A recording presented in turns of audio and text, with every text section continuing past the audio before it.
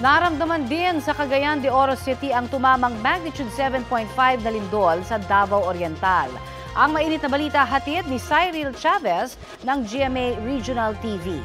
Mga kapuso, si Cyril Chavez ito ng GMA Regional TV. Andito tayo ngayon sa Cagayan de Oro City kung saan naranasan ang isang malakas na lindol na nagmula ang sentro nito sa Manay, Davao Oriental.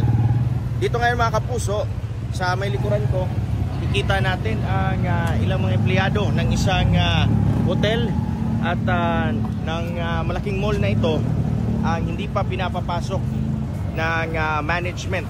Ito'y matapos ganigin ng magnitude 5.9 ang Cagayan de Oro City at ayon sa CDRRMO ay nasa intensity 4 ang naramdaman ng lungsod. Ngayon ilang mga mall goers, mga estudyante at mga tenants ng establishmentong ito, itong mall na ito sa may downtown area ay hindi muna pinapayagang pumasok at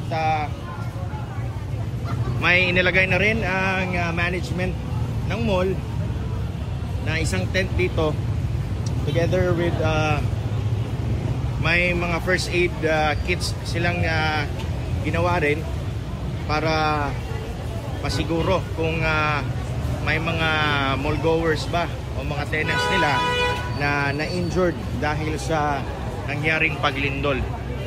Ito may incident command center din sila. Tinitingnan nila ngayon ang sitwasyon dito. Kikita natin may mga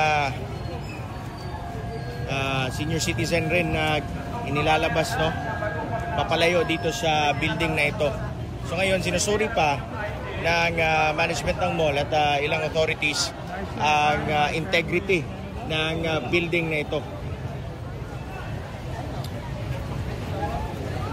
So tuloy-tuloy ang evaluation na ginagawa ngayon and hihinga natin ang pahayag ang CDRRMO ng Cagayan de Oro City kung may mga major infrastructure ba dito sa lungsod ang nasira dahil sa malakas na paglindol na nangyari ngayong umaga. Mula sa GMA Regional TV, Cyril Chavez nagbabalita para sa GMA Integrated News.